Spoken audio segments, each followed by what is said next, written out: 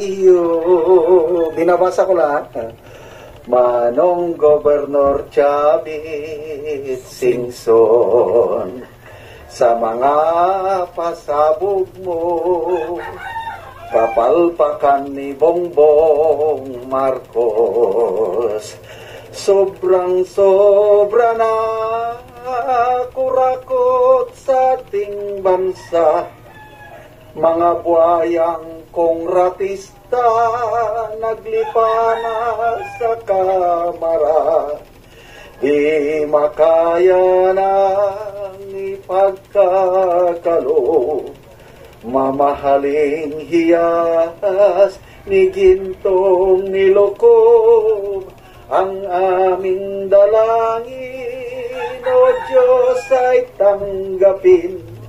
Kurakot sa flood control project, sana'y patigilin. Ito lamang, Ama, wala nang iba pang aming hinihiling.